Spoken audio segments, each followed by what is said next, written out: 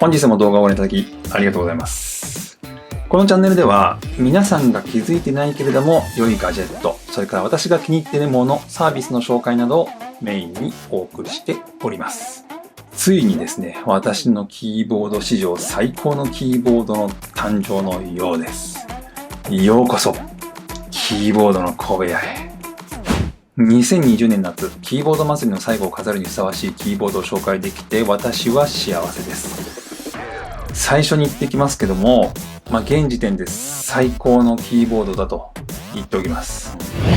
キークロン K8。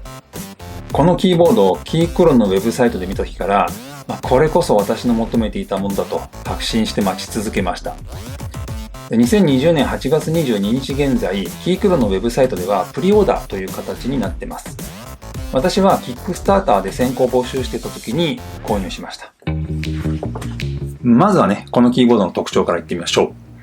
点キーレスキーボード、有線無線対応、ホットスワップ対応スイッチを選択可能、Mac、Windows 対応、18パターンの RGB バックライト、3デバイスまで切り替え可能、Siri そしてコルタナ対応、 USB Type-C プラグ。私は今までキークロン K2 を愛用してました。でこのキーボードは値段も1万円以下で、見た目もクール、しかも打鍵感も良くて、かなりね、キーボードを使うってことに幸せを感じてましたね。で唯一の欠点があったんですよ。それは右側シフトキーとカーソルキーの配置にちょっと無理があるということですね。ご覧の通り、右側シフトキーが若干短くなっているので、シフトキーを入力していると間違ってね、カーソルキーに触れちゃうってことがあったんですよ。ここをなんとかしてくれれば、最高で最強なのになと、常々思ってました。で、そんなこと思いながら他のキーボードを試したりね、紆余曲折があったわけです。そして、満を持して登場したのがこちらのね、キークロン K8 です。基本的なデザインはいつものキークロンデザイン。2色ツートンのグレーに一部オレンジのキーキャップ。で、K2 からはカーソルキーが独立した、いわゆる点キーレスキーボードということになります。今回のモデルは次の点でね、今までと違います。でまず一つ目ね、スイッチの選択の幅が広がりました。K2 の時は単に赤、茶、青からの選択でした。でしかし今回の K8 はゲートロンメカニカル、それからキークロンオプティカル、これはホットスワップ可能ですね。そしてゲートロンのホットスワップ可能、この3種類から選べるんですね。で、実際にはスイッチの負荷とかが変わってきているようなので、興味ある方はね、ウェブサイトで確認してみるといいと思います。で、私は、ゲートロンホットスワップ可能の赤軸を選択しました。一部のキーだけ軸色を変更するってことはないと思うんですけど、ちょっと今まで選択したことがなかったので、今回ゲートロンホットスワップ可能のものを選択しております。次にね、私が持っている K2 との比較になります。で、最近 K2 はバージョンアップしてますので、最近購入された方はもしかしたら同じ点が多いかもしれないですね。でまずはね、フレームは同じアルミフレームにしてますけど、K8 の方はね、傾斜がついています。で、アップデートされた K2 の方も同じようにね、傾斜がついてますね。それから、Bluetooth も 5.1 に上がってます。側面に各種スイッチ類、裏面に角度調整の足があるっていうのも同じです。基本的にね、カーソルキーが独立しているかどうかが違うといったような感じですね。さて、打鍵感です。これはもうね、やばいんですよ。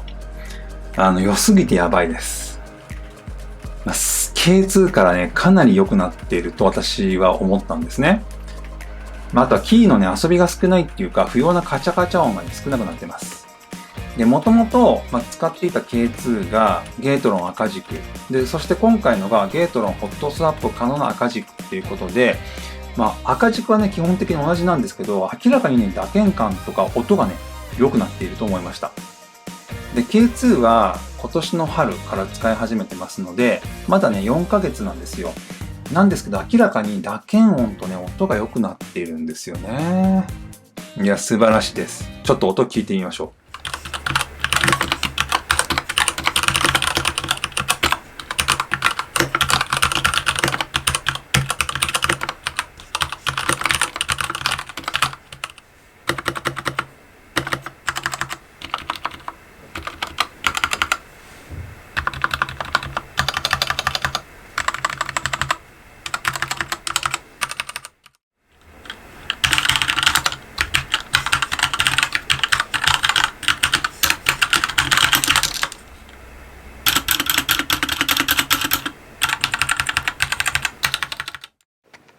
いや、素晴らしいですよね。ほんと素晴らしい。はい。で、カーソルキー部分が独立したために、幅がね、若干広くなってしまってます。なので、今回はね、パームレストも同時購入しました。こちら、今回購入した、パームレストになります。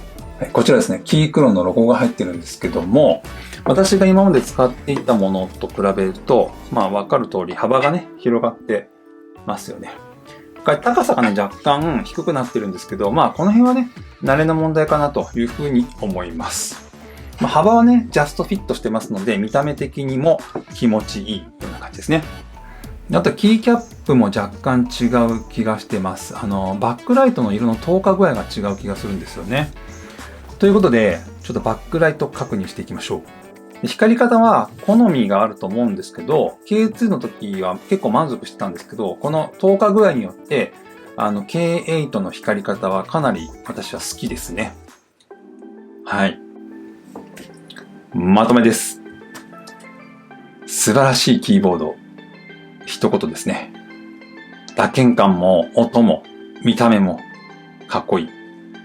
ファンクションキーにメディアコントロールの機能も装備して、Siriまで呼び出し可能。Mac に完全にフィットしてます。現時点で山カフェ史上最高のキーボードです。ということでね、この最高のキーボードのお値段ですね。最小構成のホワイトバックライトでゲートロンスイッチの場合は69ドルからとなっています。私が選択したのは RGB バックライト、アルミフレーム、それからゲートロンホットスワップ可能な赤軸。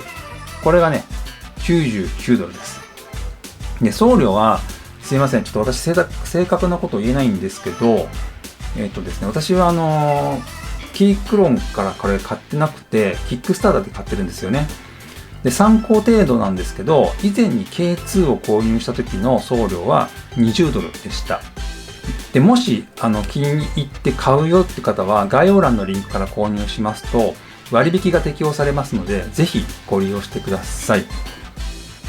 ということで、2020年夏、キーボード祭りの最後を飾るにふさわしいキーボード、キークロン K8 のご紹介でした。